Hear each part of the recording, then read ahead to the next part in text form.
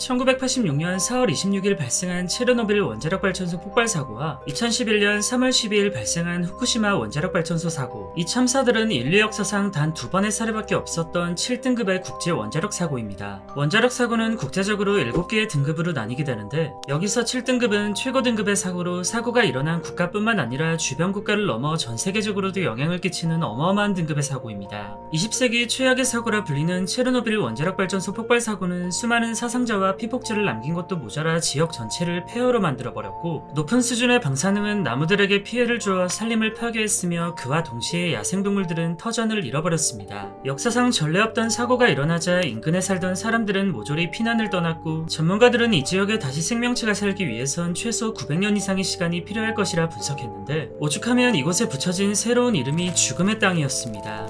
그렇다면 사고가 일어난 지 30여 년이 지난 지금 죽음의 땅이라고 불리던 이곳은 과연 어떻게 변했을까요?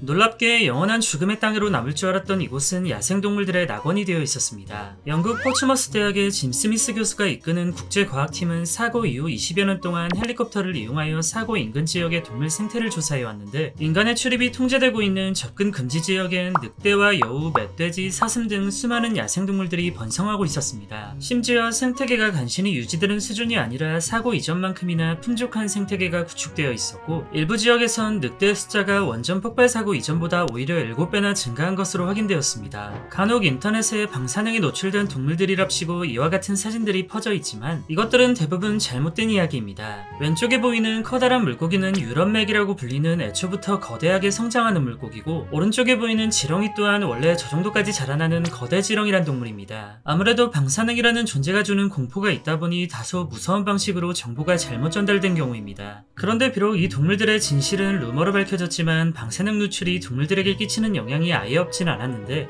생물학자 게르만 오르자올라 교수와 동물 생태학자 파블로 브라크 교수가 2016년부터 3년 동안 금지된 구역 내에 서식하는 청개구리들을 조사한 결과, 개구리의 피부색이 점점 검정색으로 짙어지는 것이 관찰되기도 했습니다. 이 청개구리들의 색 변화는 누출된 방사능에 맞서 자신의 몸을 보호하는 과정에서 생긴 변화라고 하는데, 개구리의 피부에 있는 멜라닌 색소가 방사선의 악영향으로부터 신체를 지키는 과정에서 피부색의 변화가 일어났다고 합니다. 다만 이 같은 색 변화는 몇 세대에 걸쳐 천천히 일어난 만큼 과거의 영향인 것으로 추정했으며, 현재의 방사선 수준과는 큰 관련이 없다고 합니다. 사고가 일어났었던 지역이 야생동물들의 낙원이 된 것과 원전 사고가 어떤 연관관계가 있는진 지금까지도 출입이 통제된 탓에 연구가 더디어 정확히 밝혀지진 않았지만, 그동안 사고 지역을 조사해왔던 짐 스미스 교수는 동물들의 낙원으로 변한 이곳을 보곤 어쩌면 자연과 동물에겐 비극적인 사고보다 인간이 더욱 두려운 존재가 아니었을까라는 개인적인 의견을 조심스럽게 이야기했습니다.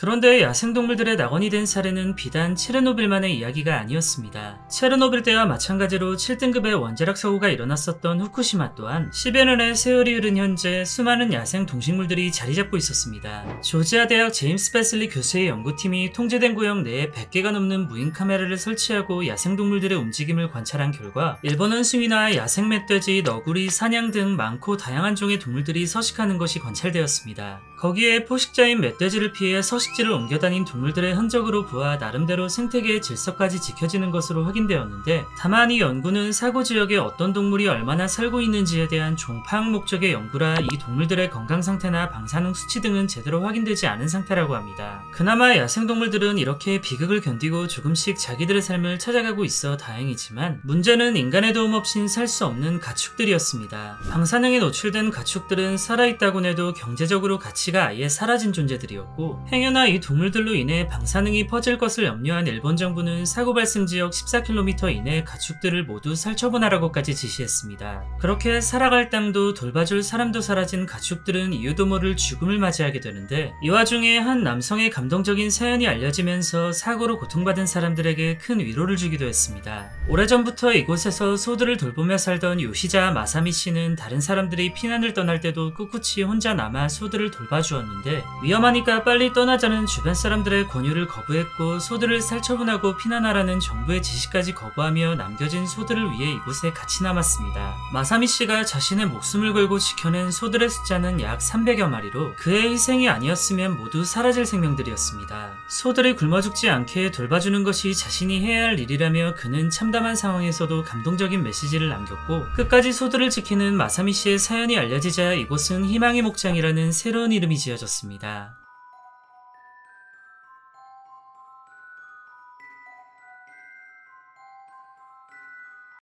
안녕히 계세요.